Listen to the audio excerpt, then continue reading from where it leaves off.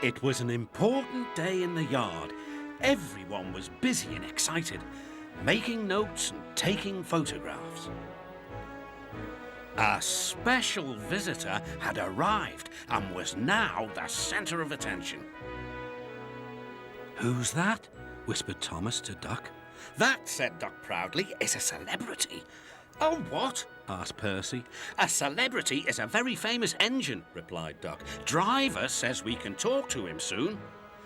"Oh," said Thomas, "he's probably too famous to even notice us." Just then, Gordon arrived. "Pah," said Gordon. "Who cares? A lot of fuss about nothing, if you ask me." And he steamed away. Later that night, the engines found that the visitor wasn't conceited at all. He enjoyed talking to the other engines till long after the stars came out. He left early next morning. "Good riddance," Gordon grumbled, chattering all night. "Who is he, anyway?" "Doc told you," said Thomas. "He's famous." "As famous as me?" huffed Gordon. "Nonsense." "He's famouser than you," replied Thomas. "He went 100 miles an hour before you were thought of." "So he says," snorted Gordon. "But I didn't like his looks. He's got no dome. Never trust domeless engines. They're not respectable. I never boast, but I'd say that 100 miles an hour would be easy for me." Duck took some trucks to Edward's station. "Hello," called Edward. "That famous engine came through this morning. He whistled to me. Wasn't he kind?" "He's the finest engine in the world," replied Duck. Then he told Edward what Gordon had said. "Take no notice," soothed Edward. "He's just jealous.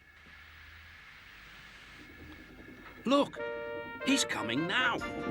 Gordon's wheels pounded the rails. "He did it, I'll do it. He did it, I'll do it." Gordon's train rocketed past and was gone. "He'll knock himself to bits," chuckled Duck.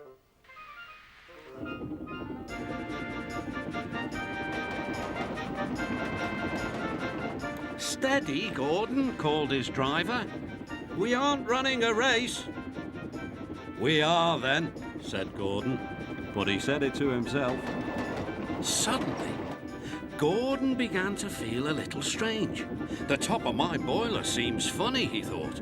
"It feels as if something is loose. I'd better go slower." But it was too late. On the viaduct, they met the wind. It was a teasing wind which blew suddenly in hard puffs. Gordon thought it wanted to push him off the bridge. "No, you don't," he said firmly. But the wind had other ideas. It curled around his boiler, crept under his loose dome, and lifted it off and away into the valley below. Gordon was most uncomfortable. The cold wind was whistling through the hole where his dome should be, and he felt silly without it. At the big station, the trucks laughed at him. Gordon tried to whisk them away, but they crowded round no matter what he did. On the way back to the shed, Gordon wanted his driver to stop and fetch his dome. "We'll never find it now," said the driver. "You'll have to go to the works for a new one." Gordon was very cross.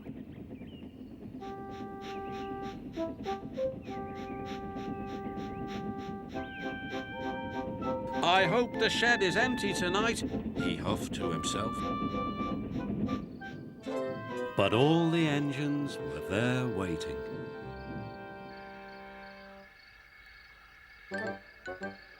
"Never trust domeless engines," said a voice from somewhere behind him.